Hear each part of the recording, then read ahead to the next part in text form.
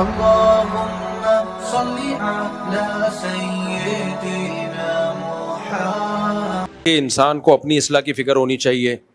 یہ بیان میں نے یہاں سے شروع کیا تھا, تو اگلے ہفتے پھر جب دوبارہ بیان ہوگا جمعے کا تو انشاءاللہ پھر اس کو میں کنٹینیو کر لوں گا. تو اس میں یہ تھا کہ اپنی اصلاح کی فکر, دوسرے کی اگر اصلاح کرنی ہے تو وہ بھی اپنی نیت سے, کہ اگر میں تبلیغ نہیں کروں گا تو اللہ مجھ سے میرے بارے میں سوال کرے گا. تو دوسرے کو تبلیغ بھی اپنی نیت سے کرنا فرض ہے کہ بھائی میری ذمہ داری ہے, میں اپنے آپ کو بچانے کے لیے دوسرے کو تبلیغ کر رہا ہوں. اس پہ انشاءاللہ پھر ہم بیان کریں گے دوبارہ. میرا سوال یہ ہے کہ یہ جو پانی کے معاملات ہیں واٹر بورڈ کے, سمجھے, تو ایک تو یہ ہے کہ لائن مین سے لے کے آواز آ رہی ہے آواز, لائن مین سے لے کے ایم ڈی تک جو بھی واٹر بورڈ سے وابستہ ہیں, جو اپنی ذمہ داری پوری نہیں کر رہے. جی, اب لائن مین وال نہیں کھول رہا, کہیں پانی دیکھیں ناانصافی یہ ہے کہ کہیں پانی روز آ رہا ہے, کہیں ایک دن بیچ کر کے آ رہا ہے, اور کہیں 4 دن بعد آ رہا ہے. یہاں 25 دن بعد پانی آیا ہے. اب وہ میں نے دیکھا ایک ویڈیو آئی ہے, جو نہر ہے, جو ڈیم کہا جاتا ہے, اس ڈیم سے جو پانی آ رہا ہے ہم لوگوں کے پینے کے لیے, کراچی والوں کے لیے یا خاص طور پر نارتھ کراچی والوں کے لیے, وہ اس کے اندر ہزاروں لوگ نہا رہے ہیں. اور اس کے اندر جو ہے نا, جب نہاتے ہوئے انسان پیشاب بھی کر سکتا ہے, تھوکتا تو ہے ہی لیکن پیشاب بھی کر سکتا ہے. تو آیا اس پانی کی کیا حیثیت ہے کہ ایک تو پانی بہتا ہوا وہ ہوتا ہے پاک, جو دریاؤں سے بہتا ہوا آ رہا ہے اور آگے تک بہتا ہوا جا رہا ہے. یہ پانی ڈیم سے آ کے ہماری لائنوں میں آ کے ہمارے گھروں میں آ رہا ہے. تو آیا اس پانی کی کیا حیثیت ہے؟ اور جو لوگ اس کے ذمہ دار ہیں کہ وہ ان کو نہانے والوں کو روکیں, اور جو لوگ جو ذمہ دار ہیں وہ کام یہ نہیں کر رہے, تو کیا ان کی روزیاں حرام نہیں ہیں؟ اور پھر وہاں واٹر ٹینکر پانی کے بھرے جا رہے ہیں رشوتیں دے کے, تو وہ ان کی روزی حرام نہیں ہے جو واٹر ٹینکر وہاں سے بھر کے پانی بیچ رہے ہیں؟ یہاں سے تو بھر ہی رہے ہیں سقی سے, یہاں کے معاملات ہو رہے ہیں, لیکن وہاں واٹر ٹینکر لائن سے لگے ہوئے ہیں اور وہ واٹر ٹینکر بھر رہے ہیں پانی اور وہ بیچ رہے ہیں. تو ان کی روزی کا کیا حال ہوگا؟ اور یہ جو ذمہ دار ہیں جو ان کو نہانے والوں کو روکیں اور جو نہیں روک رہا ہے, ان کی روزیاں حرام نہیں ہے, اپنے بچوں کو حرام نہیں کھلا رہا وہ. دیکھو بھائی, مسئلہ یہ ہے کہ پاکستان کراچی میں جہاں سے پانی آتا ہے نا, یہ 2 جھیلوں سے آتا ہے. تو ہب ڈیم سے آتا ہے یا ادھر سے کینچر جھیل ہے, پتہ نہیں کیا نام ہے اس کا, وہاں سے پانی آتا ہے. ان کا کہنا یہ ہے کہ اس پانی میں انسان روزانہ نہاتے ہیں, تھوکتے بھی ہیں اور بھی رپورٹیں پیش کرتے ہیں, وہ پیشاب بھی کرتے ہوں گے. یہ تو خالی انسانوں کا کہہ رہے ہیں, ہم نے کتے نہاتے ہوئے دیکھے ہیں. کتے, بھینسیں, گائیں, جس کو موقع ملتا ہے پانی میں اتر کے انجوائے کرتا ہے وہ. پھر وہ پانی آتا ہے ہمارے نلکوں میں, ہم پیتے ہیں اس پانی کو. ٹھیک ہے, ایز اٹ از نہیں آتا, گورنمنٹ اس کو فلٹر کرتی ہے, لیکن اتنی بات تو ہے نا کہ آپ جو پانی لوگوں کے پیٹ میں جائے گا, جس پانی سے لوگ نہا رہے ہیں, برتن دھو رہے ہیں, اس میں گورنمنٹ کو اتنی نگرانی تو کرنی چاہیے کہ کم از کم کتے تو نہ نہائیں اس کے اندر.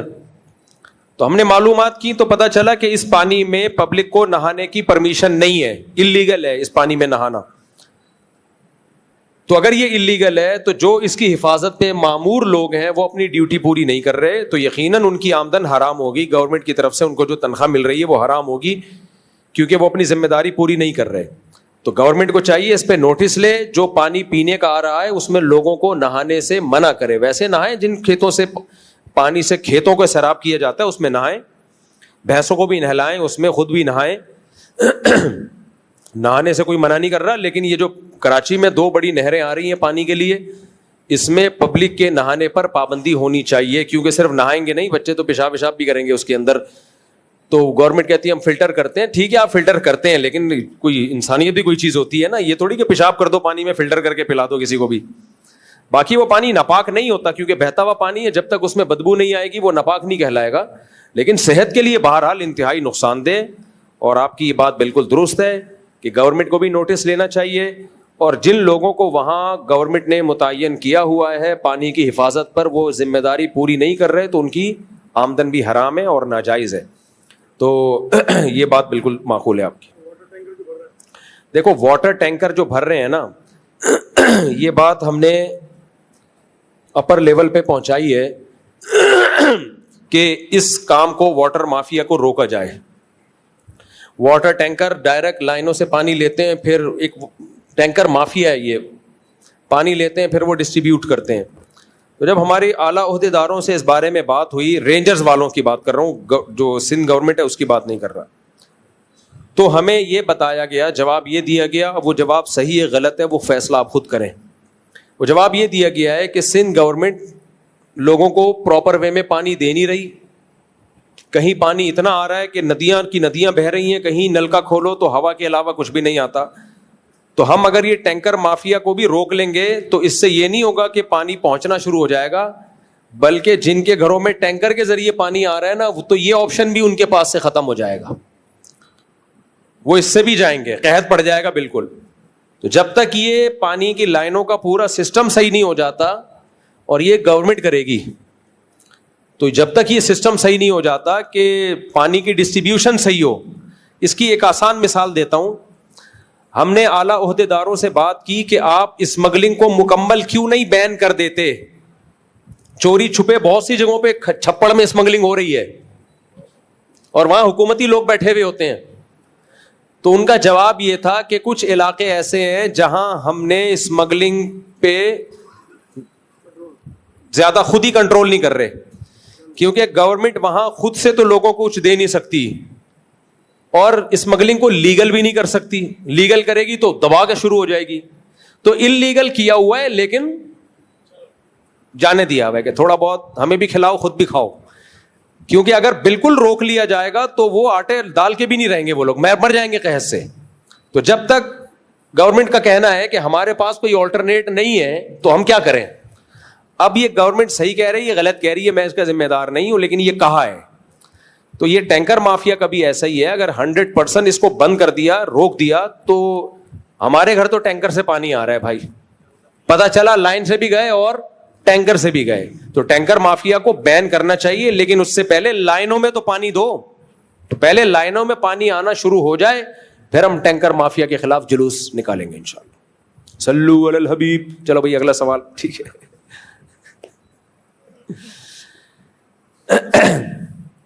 السلام علیکم. وعلیکم السلام. مفتی صاحب, سب سے پہلے تو میں آپ کو بتاؤں کہ میں بہت عرصے سے آپ کو سنتا ہوا آ رہا ہوں, اور میں بیسکلی جو ہے اسکول کا پرنسپل بھی ہوں, اور پرائیویٹ اسکول بھی ہے. تو میرا سوال تھوڑا سا ڈفرینٹ ہے, اور اگر میں اردو میں بولوں گا تو یقیناً کیونکہ یہ میڈیا وغیرہ میں بہت زیادہ ہوتی ہے تو شاید میری پکڑ بھی ہو سکتی ہے. آپ اردو میں بول لیں. Sir actually when you will turn around the whole Karachi, so that time you can see there is lots of school who are totally illiterate people are running, but board is announced that whenever you will give me little bit bribe and little bit things, so that time we will pass out to you. 9-10 student 9-10 کے بچے آپ دیکھ لیں, یا کوئی بھی آپ اس type کی چیز دیکھ لیں, 120 گز کی جگہ جو ہے, 120 گز کی جگہ اس کے اوپر EDO education district officer school کو رجسٹرڈ نہیں کرتے ہیں. لیکن you can find out the whole Karachi, here lots of schools are available in this city جو میٹرک تک اسکول چلا رہے ہیں, اور 120 گز سے بھی چھوٹے ہیں, اور رجسٹرڈ اسکول ہیں, ٹھیک ہے, اور بورڈ سے ریکگنائز بھی ہیں, اور EDO آفس سے رجسٹرڈ بھی ہیں.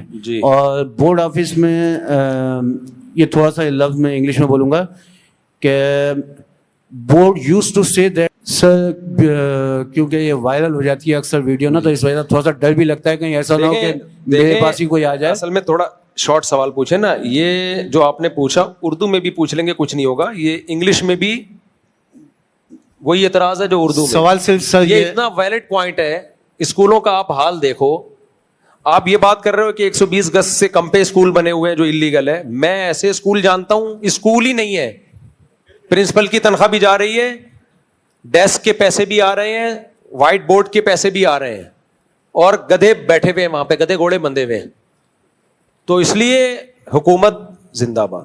ایسا ہی تھوڑی ہم نے دیکھیں ترقی کے لیے کچھ تو کرنا ہے نا سر. 9-10 میں تو یہ ترقی ہے, ہم نے ان چیزوں میں ترقی کی ہے سر. 9-10 میں اگر جو ہے بچے کو A1 گریڈ چاہیے یا ٹاپ وہ پیسے سے مل جاتا ہے. بس دیکھیں جب جان محفوظ نہیں ہے تو آگے تعلیم تو بات کی چیز ہے نا یار. یہ کرنا کراچی جائز ہے. تو آپ کو پتا ہے رپورٹ یہ ہے کہ کراچی اس وقت پوری دنیا کے بدترین 4 شہروں میں آ گیا ہے, 4تھے نمبر پر ہے رہنے کے لحاظ سے. دنیا کے بدترین شہروں میں کون سے نمبر پر ہے؟ 4تھے نمبر. کراچی کو کراچی کے بجائے کچرا کنڈی کہا کرو. دنیا کی سب سے بڑی کچرا کنڈی کہاں ہے؟ کراچی. سب سے بڑی دنیا کی دا بگیسٹ کچرا کنڈی آف دی ورلڈ. انگلش میں بول رہا ہوں تبھی اردو میں نہیں بول رہا میں. دا بگیسٹ کچرا کنڈی of the world is Karachi. تو یہ تو ٹھیک کہہ رہے ہیں آپ. اب میں یہی کہہ سکتا ہوں, کیا کہہ سکتا ہوں. صرف سوال صرف یہ ہے کہ اگر کوئی بچہ فورس کرتا ہے کہ سر آپ مجھے بھی A1 گریڈ دلوا دیں اور میں کروا سکتا ہوں, نہیں دلوانا جائز نہیں ہے. نہیں دلوا سکتے, جائز نہیں ہے. جائز نہیں ہے, لیکن پیچھے سے بول رہے ہیں کہ اتنے دو لے لو اور بھی اسکول کی ریپوٹیشن اچھی بنتی ہے. نہیں نہیں نہیں, رشوت جائز نہیں ہے. جزاک اللہ. اگلا سوال, پھر آپ میں اور حکومت میں فرق کیا ہوگا اگر آپ بھی یہی کام کریں گے؟ جی اچھا, کہاں ہیں پرچی پر کہاں ہیں ابھی ہیں؟ مفتی صاحب گزارش, کئی مہینوں میں آپ سے رابطے نہیں مل سکا. آپ مسجد میں آئے مگر اندر نہیں آ سکا, باہر سے واپس چلا گیا. مجھے آپ کا ستایا ہوا ایک بیاہ آ تو میں واپس چلا جاتا ہوں. مفتی صاحب اصل میں کچھ پریشان ہوں کافی. کوئی فون نمبر ہے میں رابطہ کر لوں گا ان سے بات میں ہی. چلیں فون نمبر ڈالا ہوا ہے نیچے تو کیا ضرورت ہے. مفتی صاحب میرا جی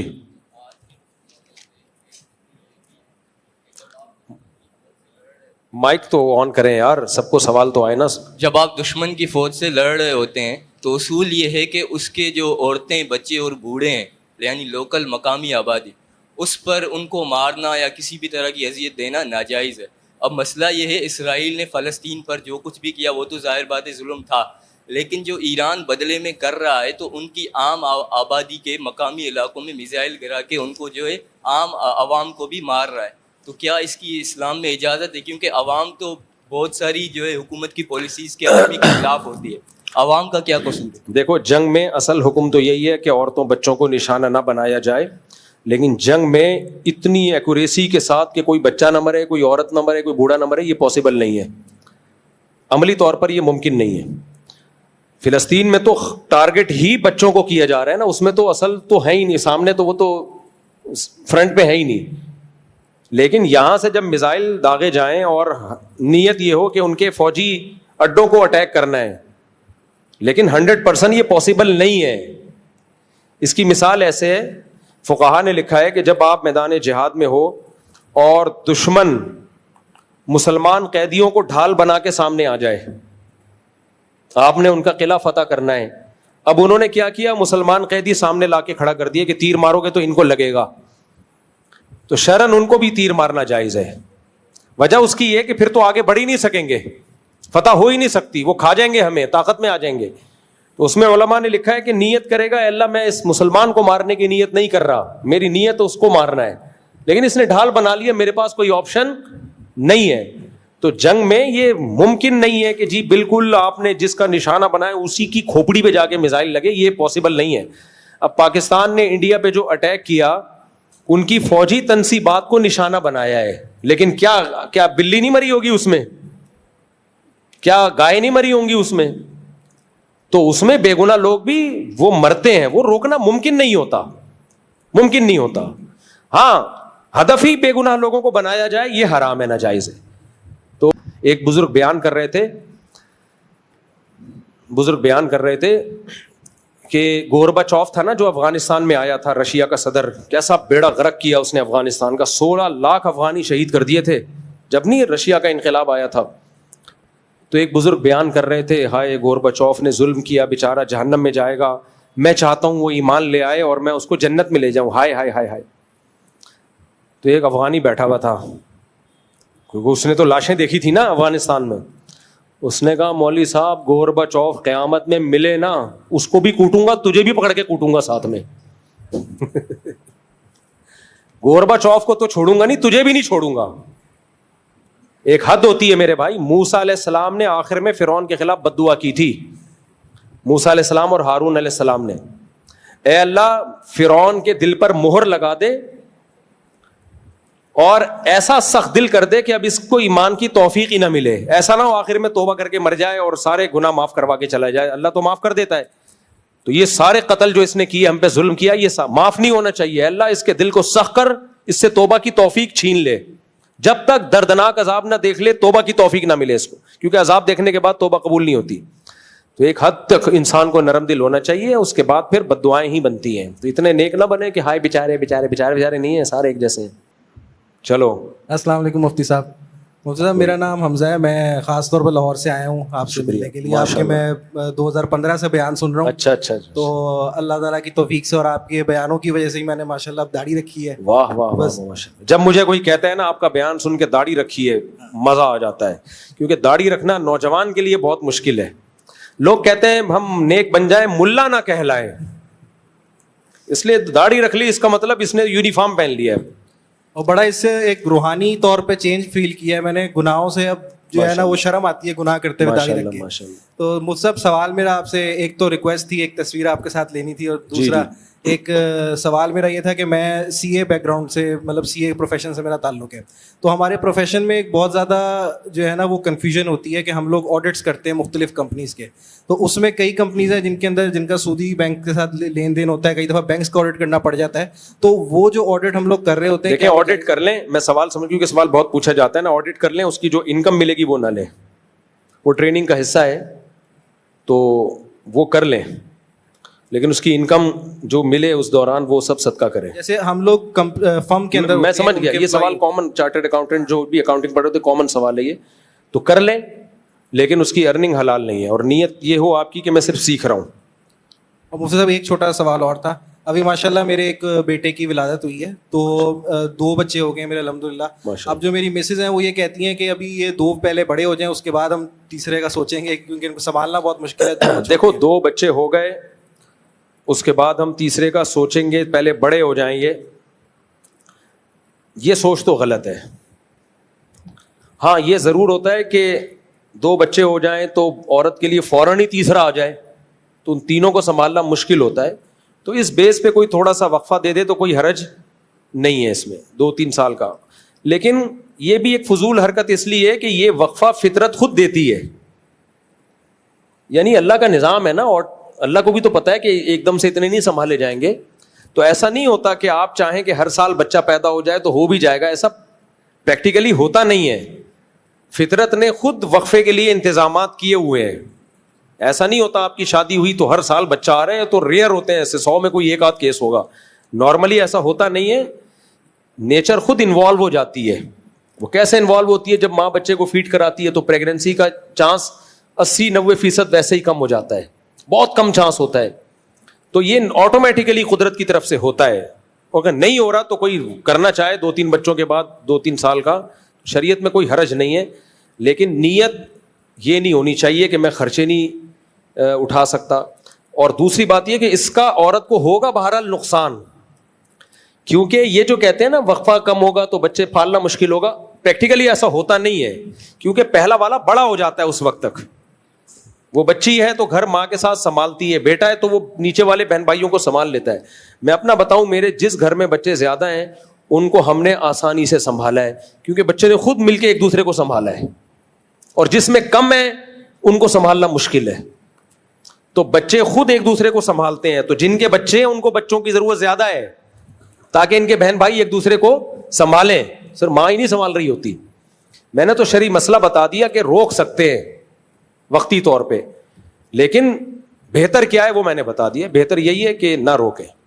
مجھ سے تصویر کے لیے اگر, ہاں وہ اس کے بعد انشاءاللہ. آئیو میرے بھائی, بلکہ ابھی آ جاؤ, تیرا بچہ, آپ کا بچہ, یعنی میرا بچہ, تیرا بچہ کہہ رہا تھا میں, پرنسپل صاحب کا بچہ. السلام علیکم, جلدی سے, شاباش, nice to meet you, how are you, fine. دبا دے دبا دے دبا دے, ادھر دیکھو ادھر دیکھو, شاباش. چلو آ جاؤ لاہور والے, لاہور اسٹیشن. وعلیکم السلام. لسی, سجی کے پائے, کھجی کے پائے. کیا لکھا ہوا ہے یار, پڑھ کے سناؤ کیا لکھا ہوا ہے. پینسل سے لکھا ہوا اتنا ہلکا ہلکا. اور کوئی سوال؟ جو میرا نام, میرا تعلق میڈیکل فیلڈ سے ہے. میرا سوال ہے, نام عبد الصمد, اسلام میں بھائی کہہ رہے ہیں کہ وہ کہتے ہیں کہ اگر کمیشن دینے سے قیمت میں فرق پڑتا ہے, کمیشن پہ بہت سے لوگ کام کرتے ہیں, جائز ہے کام کرنا کمیشن پہ بھی, اس میں کوئی شریعت نے ناجائز نہیں قرار دیا. چاہے دواؤں کی قیمت میں فرق پڑ رہا ہو تو اس سے کیا فرق پڑتا ہے, وہ تو پڑے گا, نیچرل ہے یہ, دھوکہ نہ ہو کسی کے ساتھ. گائے کی پڑھنا کوئی کیا بول رہا ہے بھائی, گانے کی لیرک پڑھنا, گانا صرف بیوی کو سنا سکتے ہیں, اس کے علاوہ گانے گنگنانا گانا جائز نہیں ہے, صرف بیوی کے لیے جائز ہے. اور اس کو سناتے ہوئے موت آتی ہے انسان کو, آدمی کہتے ہے تجھے کیوں سناؤں میں. تو جو پرانے گانے یاد ہیں, لوگ کہتے ہیں گانا سنانے کے لیے تو سننا بھی نہیں, سننا نہیں ہے, پرانے یاد ہوتے ہیں. بعض دفعہ بسوں میں نہ چاہتے ہوئے بھی گانا, اب ہم کبھی بس میں, پہلے اب تو چھوڑ دیا سفر سیکیورٹی کی وجہ سے, کبھی زندگی میں جو پرانے گانے سنے ہوئے تھے بس میں جاؤ وہ لگتا ہے تو یاد آ جاتے ہیں, گانا نہیں بھولتا انسان, تو وہ پرانے گانے یاد آ جاتے ہیں. وہ پرانے گانوں کی شاعری بھی ہوتی تھی, ٹائٹ قسم کی شاعری. تو لڑکے بتاتے ہیں, لونڈے لپاڑے بتاتے ہیں کیا آ رہا ہے, ٹیشن کے علاوہ کچھ بھی نہیں ہے. پہلے گانوں میں شاعری ہوتی تھی, وہ گانے آپ بیوی کو سناؤ, بیوی بھی کہے گی ماشاءاللہ آج پتہ چلا آپ کو مجھ سے محبت ہے, یہ ہماری ارینج میرج نہیں, ہماری محبت کی شادی ہے. لیکن بیوی کو گانا سنانا دنیا کا سب سے مشکل کام. انٹی کا فون آ جائے پوری فلمیں سنا دے گا اس کو, اسٹوریاں سنا دے گا. اچھا میرے بھائی, اچھا بیوی کو کبھی سنا بھی رہا ہو تو بیوی سمجھتی ہے مجھے کہہ رہا ہے یہ, حالانکہ آدمی کسی اور کی نیت کر کے کھا رہا ہوتا ہے. کچھ خواتین کہتی ہیں ہمارے شوہر محبت میں گانے سناتے ہیں. کہتا ہوں بھائی اتنا نیک, مارکیٹ میں شارٹ چل رہے ہیں مارکیٹ. اچھا میرے بھائی, وہ مسجد کو یتیم اور پتہ نہیں کیا لکھا ہوا ہے, غریب کرنا نامناسب. اچھا میں نے اپنی مسجد کے بارے میں کہہ دیا ہماری مسجد بیچاری یتیم اور غریب ہے. یہ صاحب کہہ رہے ہیں اپنی مسجد کو یتیم اور غریب کہنا ٹھیک نہیں ہے. میرے بھائی ادب کا کو مسلط نہیں کرو اپنے اوپر. اس میں مسجد کی توہین نہیں تھی, مسجد کی قسمہ پرسی بیان کرنا مقصد تھا. تو اتنا زیادہ نہیں ایکسٹریم لیول پہ جاؤ. نبی صلی اللہ علیہ وسلم نے فرمایا لا تشددوا فیشدد اللہ علیکم, اپنے اوپر خامخواہ کی سختیاں مت لگاؤ, اللہ بھی کر دے گا سختیاں. اب ایک مولوی صاحب نے قرآن کے ادب پہ بیان کیا, اتنا سخت بیان تھا وہ, لوگوں نے واہ واہ تو کر لی, لیکن میں نے کہا پریکٹیکلی یہ ممکن نہیں ہے. اب دیکھو میں کرسی میں بیٹھا ہوں, کوئی یہاں قرآن رکھ کے بیٹھا ہوا ہے, تو ہم کیا کہتے ہیں ٹھیک ہے جائز ہے, کیونکہ اگر اس پہ پابندی لگا دی تو پھر ایک بھی آدمی کرسی پہ بیٹھا ہوا ہے, کوئی بھی زمین پہ بیٹھ کے قرآن پڑھ ہی نہیں سکتا, اس کو زمین سے اتارنا پڑے گا یا سب کو کرسیوں پہ بٹھانا پڑے گا.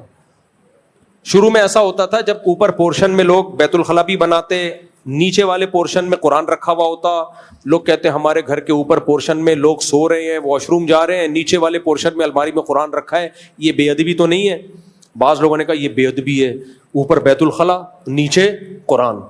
ہم نے اسی وقت فتویٰ دیا بھائی یہ بے ادبی نہیں ہے, اوپر کا پورشن بالکل ایک الگ چیز ہے, نیچے کا پورشن بالکل ایک الگ چیز ہے. تو اپنے اوپر اتنا ادب مسلط کرو جو افورڈ کر سکو. اب قرآن رکھا ہوا ہوتا ہے پیچھے, سعودی عرب میں ہم نے دیکھا ہے پیچھے لوگ قرآن پڑھ رہے ہوتے ہیں, لوگ آگے بیٹھے ہوئے ہوتے ہیں, ان کی پشت ہو رہی ہوتی ہے.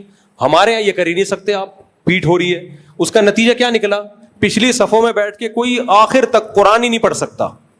تو ادب کریں اعتدال سے, اتنا نہ مسلط کریں کہ زندگی گزارنا مشکل ہو جائے.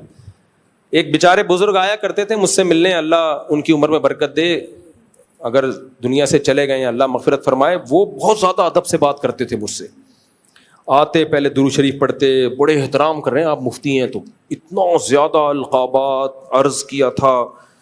احقر کو گوناگوں مصروفیات کے باعث آپ سے ملاقات نہیں ہو پا رہی تھی, تو اب بڑے عرصہ دراز کے بعد آپ کا دیدار مبارک نصیب ہوا, تو کچھ گزارشات پیش خدمت ہیں. مجھے پسینے چھوڑ جاتے تھے. ایک دفعہ تو میں نے افورڈ کیا, دوبارہ وہ آ رہے ہوتے تھے میں راستہ بدل لیتا تھا کہ بھائی بہت مشکل کیس ہیں. ان پہ انڈیا کے تھے, کہیں لکھنؤ کے, تو وہ ویسے میں ان کا احترام کرتا تھا, بوڑھے ہیں خیریت ویریت, لیکن جب کوئی بات پوچھنے آتے میری ٹانگیں کپ کپانا شروع. تو میں نے کسی سے کہا, میں نے کہا یار یہ ہمارے لیے قابل احترام ہے, ان سے بولو کہ بس ٹو دا پوائنٹ بات پوچھ لیا کریں, آپ بھی سکون میں رہیں گے اور میں بھی پھر بھی بوڑھے کا پھر بھی میں برداشت کر لیتا ہوں. اب بھی کچھ بوڑھے ایسے ہیں بڑی لمبی تمہید, ان کو تو میں یہ سوچ کے برداشت کر لیتا ہوں یار بڑھاپا ہے چلو برداشت. جوان آدمی پہ یہ سوٹ نہیں کرتا. آؤ ملو, السلام علیکم مفتی صاحب خیریت سے ہیں, بہت خوشی ہوئی آپ سے مل کے, یہ مسئلہ پوچھنا تھا, یہ اس کا جواب ہے, السلام علیکم. وعلیکم السلام, شاباش. تو یہ جو ادب بہت زیادہ مسلط ہوتا ہے یہ عذاب جان بن جاتا ہے. کل ایک تقریب میں ہم تھے, ایک میٹنگ تھی, اس میں سب لوگ اپنی رائے دے رہے تھے حالات سے متعلق, ٹو دا پوائنٹ بات کر کے. ایک مولوی صاحب کے ہاتھ میں مائک آیا, ان کو دیے گئے 2 منٹ میں آپ اپنی بات کریں. وہ کیسے شروع کی, الحمدللہ نحمدہ ونصلی علی رسولہ الکریم اما بعد فاعوذ باللہ من اتنا لمبا خطبہ. اس کے بعد پھر انہوں نے تجوید کے ساتھ تمام حضرات کا میں دل سے شکر گزار ہوں, اللہ سے امید ہے آئندہ بھی ہم اسی طرح ملتے رہیں گے. میں نے ساتھی سے کہا مشکل کیس ہے, میں نے کونی ماری, میں نے کہا بھائی یہ بہت مشکل کیس ہے. میں نے کہا کوئی فارورڈ کا بٹن واٹس ایپ میں تو ہوتا ہے, آہستہ بول رہے ہیں نا آپ, ڈبل اسپیڈ کر دو.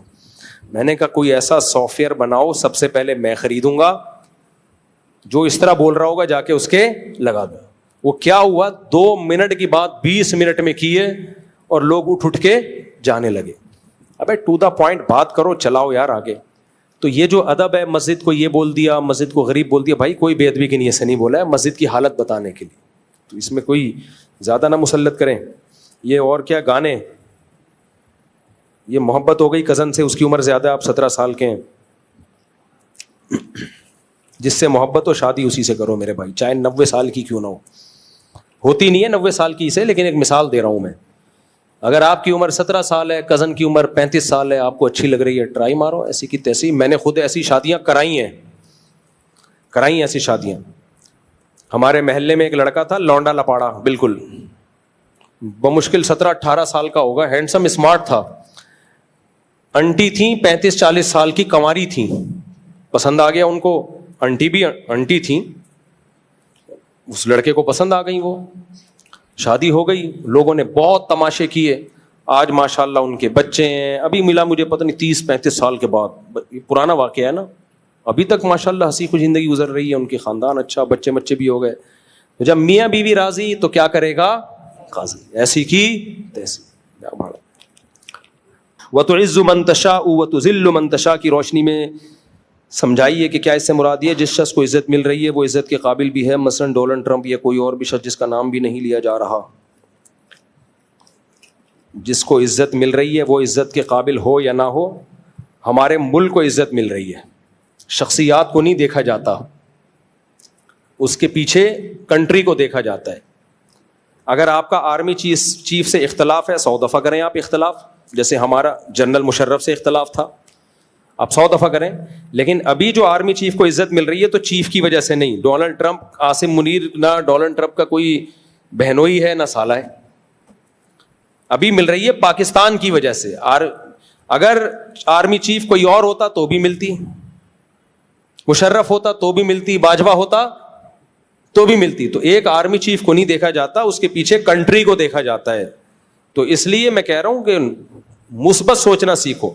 اور ویسے بھی جب باجوہ تھا, جنرل باجوہ, تو یہ ہمارے سیاسی لیڈروں کی یہ مسئلہ ان کے ساتھ یہ ہے کہ جب فوج آپ کو فیور کر رہی ہو تو زندہ باد, وہ ہمارا باپ ہے.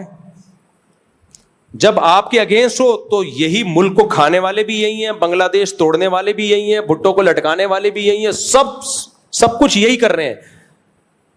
کل جو مسلم لیگی فوجیوں کے خلاف باتیں کر رہے تھے, آج کر رہے ہیں؟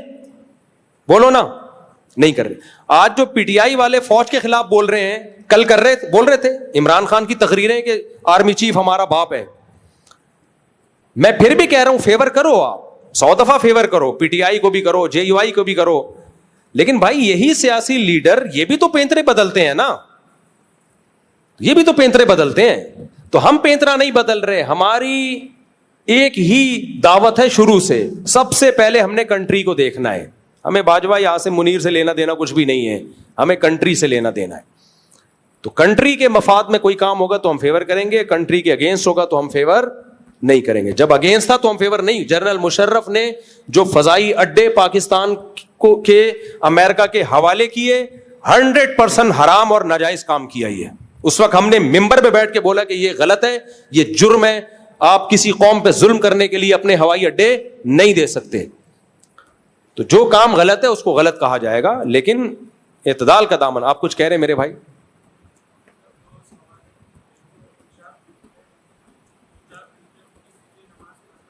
کن کے پیچھے؟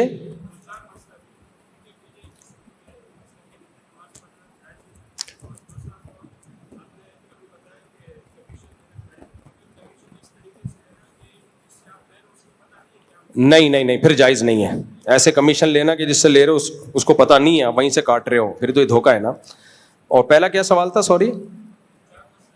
ہاں, مسلک کسی دوسرے مسلک کے پیچھے نماز پڑھنا, جب تک کسی مسلک میں شرک یا کفر نہ ہو تو اس کے پیچھے نماز جائز ہے. ابھی ٹیلی ویژن کے ایک پروگرام میں قاری خلیل الرحمان بیٹھے ہوئے ہیں اور ساتھ میں وہ بیٹھے ہوئے ہیں جو بریلویوں کے ہیں نا, مفتی حنیف قریشی صاحب بیٹھے ہوئے ہیں, اور بھی 2-4 لوگ بیٹھے ہوئے ہیں. تو سوال پوچھنے والے نے پوچھا یہ حنفی لوگ امام کعبہ کے پیچھے نماز کیوں نہیں پڑھتے؟ یہ 2 نمبریاں بہت ہوتی ہیں ٹیلی ویژن میں.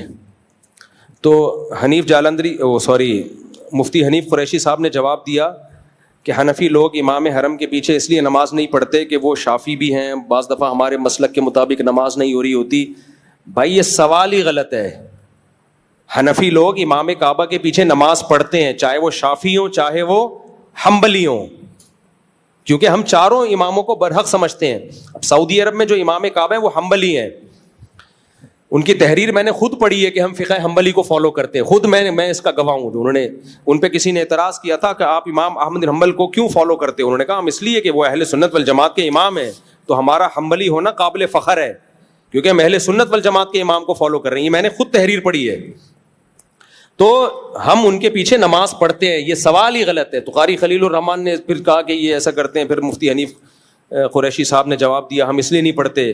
تو بریلوی حضرات نہیں پڑھتے, جو ان کا ہی کرائے ہے. لیکن یہ کہنا کہ حنفی نہیں پڑھتے یہ غلط ہے. خود صرف بریلوی نہیں پڑھتے, وہ نہیں پڑھے, ان کی مرضی, ان کے پاس کیا لاجک ہے, اس لیے نہیں پڑھتے کہ وہ شافی ہیں, ہمارے مسلک کے حساب سے نماز صحیح نہیں پڑھ رہے, کیا کر رہے. لیکن ایسا ہمارا فتویٰ نہیں ہے. دنیا بھر میں حنفی صرف پاکستان میں نہیں ہے, ترکی سارا حنفی ہے, افغانستان سارا حنفی, امام بخاری کا وطن بخارا وہ سارا کیا ہے, میں تو خود گیا ہوں وہاں جا کے, میں نے دیکھا ہے, وہ بھی حنفی ہے. تو دنیا میں 50% سے زیادہ تو مسلمان حنفی ہیں, وہ سارے امام کعبہ کے پیچھے نماز پڑھتے ہیں, نماز پڑھنے کو جائز قرار دیتے ہیں. بلکہ ہم تو یہاں تک براڈ مائنڈیڈ ہیں کہ احناف کی رائے میں 1 رکعت وتر جائز نہیں ہے الگ سے. اس پہ کیا دلائل ہے میں انشاءاللہ ریکارڈ کرواؤں گا. لیکن پھر بھی ہم حرم میں کہتے ہیں کہ ان کے پیچھے 1 رکعت بھی پڑھ لو, چھوڑ دو اپنا مسلک. کیوں بھائی؟ امام حرم ہے تو کوئی بات نہیں, آپ اس میں فقہ حنبلی کو یا فقہ شافی کو فالو کر لو. دلائل تو دونوں طرف ہیں. اجتماعیت کی خاطر کیا کرو, 1 رکعت وتر میں بھی آپ حرم میں جا کے, کہیں اور نہیں, حرم میں آپ 1 رکعت وتر بھی ان کے پیچھے پڑھ لو. تو ٹی وی میں جو پروگرام ہے اس سے یہ میسج گیا ہے کہ گویا حنفی امام کعبہ کے پیچھے نماز نہیں پڑھتے. تو سوال کرنے والے نے بھی بددیانتی کی ہے, اور قاری خلیل الرحمان صاحب کو کہنا چاہیے تھا کہ حنفی پڑھتے ہیں. لیکن قاری خلیل الرحمان صاحب کو بھی نا, خلیل الرحمان ہی نام ہے نا, ایک تو میں نام غلط لے رہا ہوتا ہوں, ان کو بھی احناف کی حمایت کرتے ہوئے موت آتی ہے. پتہ ہوتا ہے یہاں احناف درست ہیں, لیکن وہ مجال ہے, کوئی طنز جتنے بھی ہوں گے, جہاں کوئی طنز کا موقع ملے گا تو کریں گے, طنز کا موقع ملے گا تو کریں گے. تو پھر فرقواریت تو آپ خود پھیلا رہے ہو. تو ان کو چاہیے تھا بولتے بھائی 99% حنفی امام کعبہ کے پیچھے نماز پڑھتے ہیں. ٹھیک ہے, مفتی حنیف قریشی صاحب نہیں پڑھتے ہوں گے, ان کی, میرے مقصد کسی پہ طنز نہیں ہے, ان کی اپنی ایک رائے ہوگی. لیکن یہ الزام لگانا کہ سارے حنفی نہیں پڑھتے غلط ہے, پڑھتے ہیں. السلام علیکم مفتی صاحب. جی, یہ بالکل ایسا ہی الزام ہے جیسے عدالتی خلا پہ لگا دیا کہ یہ حنفیوں کی رائے کہ خلا نہیں ہوتا. بھائی سب کی رائے خلا نہیں ہوتا. تو جس کو جو ٹھڑک نکالنی ہوتی ہے حنفیوں کا نام لے کے رگڑ دیتا ہے اس کو. السلام علیکم مفتی صاحب. میرا سوال یہ ہے کہ جو لڑکے جو پیٹرول پمپ پہ کام کرتے ہیں نا, ان کو جو تنخواہ دی جاتی ہے وہ کیا حرام ہوتی ہے یا حلال ہوتی ہے؟ لڑکے جو پیٹرول پمپ پہ کام کرتے ہیں ان کی تنخواہ حرام کیوں ہوگی, حلال ہے. وہ جو پیٹرول کم کرتے ہیں نا, ان سے تو جو لڑکے کام کیا کر رہے ہیں پیٹرول پمپ پہ, جو پیٹرول کم ہوتا ہے نا, ان سے تو لڑکوں کا کوئی واسطہ نہیں ہوتا, وہ تو اندر آفس سے ہوتا ہے. بس اگر ناجائز کام کر رہے ہیں, پیٹرول بچا رہے ہیں اور بل صحیح نہیں بنا رہے تو پھر ناجائز ہے. لڑکے کام کر رہے ہیں ان کے بھی صحیح نہیں ہے, جو لڑکے کام کرتے پیٹرول پمپ پہ ہو ان کے بھی آمدنی اگر کام ہی سارا دن یہی ہے دھاندلی تو پھر ناجائز ہے. کام دیکھا جاتا ہے زیادہ کام کیا ہے, زیادہ کام جائز ہے تو تنخواہ کو جائز سمجھا جائے گا اور ہمارے لیے ان سے ڈیلنگ حلال ہوگی, اور جو حرام ہے جتنا اس کو صدقہ کرنا پڑے گا, اور سارا ہی کام دھاندلی پر مشتمل ہے پھر جائز نہیں ہے. میرے بھائی جلدی لیڈیز گروپ کے ساتھ عمرہ کے بغیر محرم جا سکتی ہوں. خاتون نے پوچھا ہے کیا میں بغیر محرم کے عمرے پہ جا سکتی ہوں؟ گروپ کے ساتھ نہیں جا سکتی. جوان لڑکی بغیر محرم کے عمرہ یا حج کا سفر نہیں کر سکتی. ایسی باتوں کا فتویٰ غامدی صاحب سے لیا کریں. تو اس کو عام سفر پہ قیاس نہیں کیا جا سکتا, حج عمرے کے سفر کو. دیکھو یہ بات کہ نبی صلی اللہ علیہ وسلم نے عورت کو محرم کے بغیر سفر کرنے سے منع کیا ہے, اس میں اتنی بات تو ہم بھی مانتے ہیں. اس کی وجہ تھی فتنہ, کیونکہ پہلے زمانے میں جنگلوں کا سفر بھی آ رہا ہے, صحراؤں کا سفر بھی آ رہا ہے, عورت کے ساتھ کوئی مرد نہیں ہوگا تو اس کی عزت اچھلنے کا خطرہ ہے. اس لیے نبی نے فرمایا 1 دن اور 1 رات کا سفر, یا اور ایک دوسری حدیث میں 3 دن اور 3 رات کا سفر کوئی عورت محرم کے بغیر نہ کرے. اب لوگ کہتے ہیں کہ اب وہ دور نہیں ہے, اب جہاز میں جا رہی ہے, کیمرے لگے ہوئے ہیں, سیو ہے, بالکل ٹھیک ہے, لیکن یہ یہاں تو ہو سکتا ہے کراچی سے لاہور کسی کام سے جانا ہو گیا ایمرجنسی میں, لاہور سے کراچی, یا امریکہ بھی جا سکتی ہے, امریکہ میں اس کا محرم وہاں موجود ہے, یہاں سے ابا نے بٹھا دیا اور وہاں سے کسی نے ریسیو کر لیا, اس میں تو کوئی ضرورت کے وقت گنجائش دی جا سکتی ہے. عمرے میں ایسا نہیں ہوتا, حج میں ایسا نہیں ہوتا, یہاں سے اڑی وہاں پہنچ گئی, 10 سے 15 دن اسٹے کرنا پڑتا ہے. کسی اجنبی ملک میں اتنا لمبا اسٹے جوان عورت کا محرم کے بغیر, اس میں یہ کہنا کہ فتنے کا اندیشہ نہیں ہے, یہ حالات سے ناواقفیت کی دلیل ہے. اچھا لوگ مثال دے رہے ہوتے ہیں فلاں کی بیٹی گئی تھی, جوان لڑکی ہے, وہ تو صرف حج عمرہ نہیں بلکہ وہ تو 4 سال یورپ کی یونیورسٹی میں پڑھ کے آ گئی, اسے تو کچھ نہیں ہوا, اور مولوی لوگ کہتے ہیں فتنے کا اندیشہ ہے. دیکھو فتنے کا اندیشے کا مطلب کیا ہے؟ خطرہ ہے, یقینی تھوڑی ہوتا ہے فتنہ. کسی علاقے میں چرس بٹ رہی ہو, آپ اپنے بچوں کو وہاں جانے سے روکو گے نا؟ کیا خیال ہے؟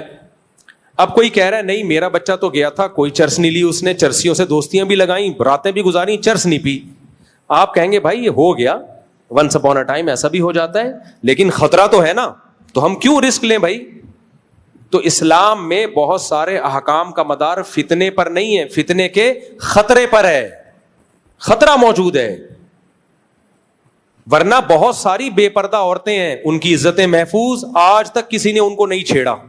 بہت ساری بے پردہ ہیں, تو کیا بے پردگی کی اجازت ہو جائے گی؟ یہی کہا جائے گا نہیں چھیڑا, خطرہ تو ہے نا, خطرہ تو ہے.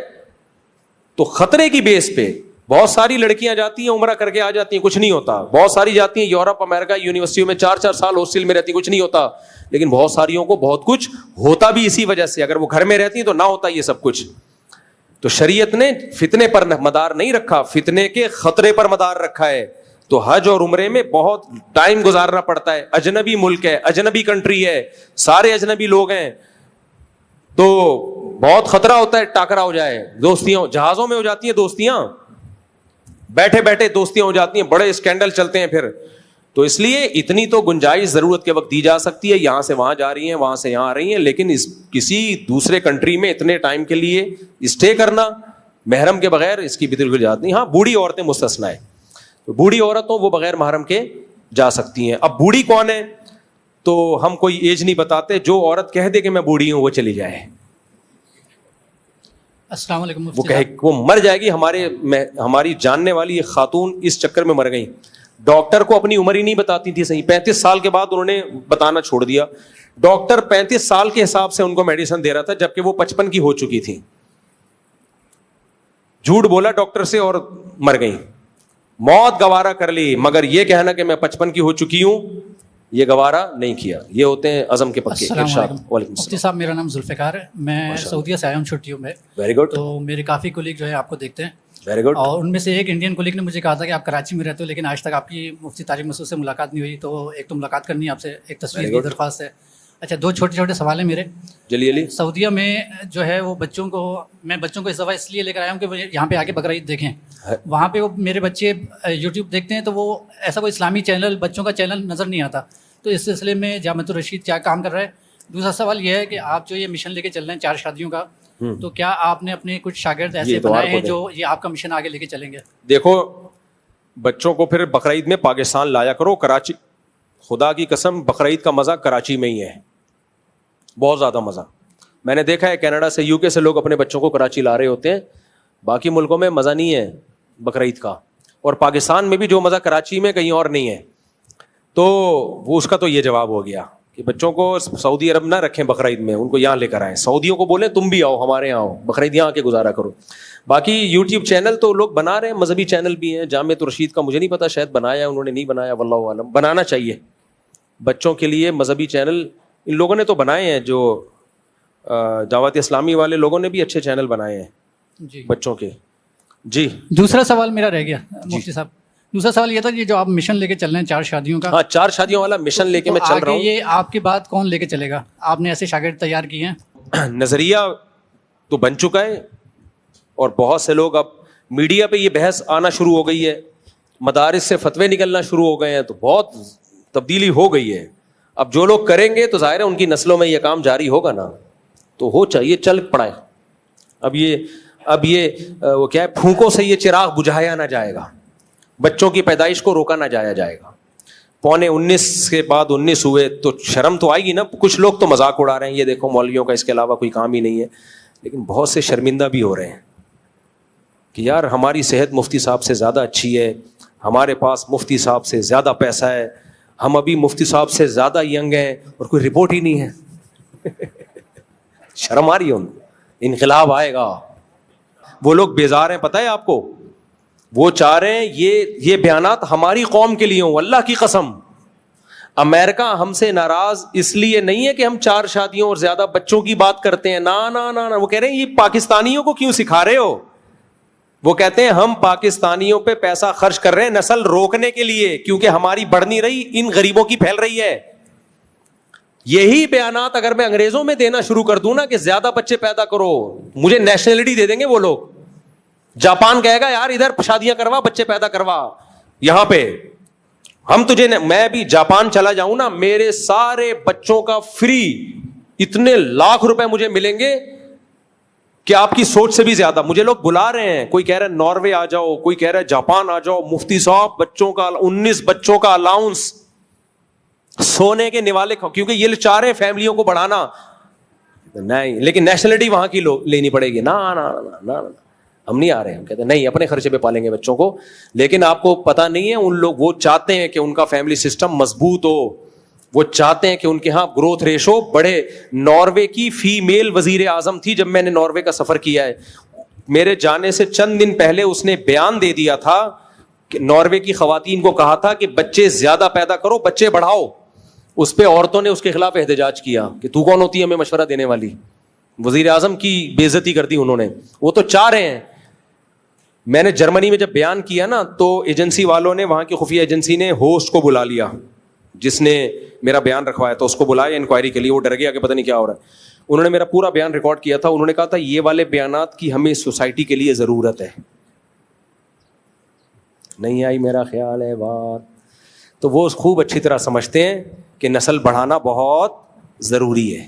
وہ آپ لوگ کو جو ویزے دے دے کے بلا رہے ہیں, غریبوں تمہیں کیوں بلا رہے ہیں؟ اس لیے کہ ان کے پاس بندہ نہیں ہے. ہم جیسے نالائقوں کو بلا رہے ہوتے ہیں, آؤ یار بندہ شارٹ ہے مارکیٹ سے. تو ان کے پاس نہ فوج میں افراد ہیں, نہ فیکٹریوں میں ملازمین ہیں, بندہ نہیں ہے. سب کچھ ہے, بندہ اس مارکیٹ سے کیا ہے, شارٹ. تبھی ہمارے مزے ہیں, وہاں جا کے کما کے یہاں بھیجتے ہیں ہم لوگ.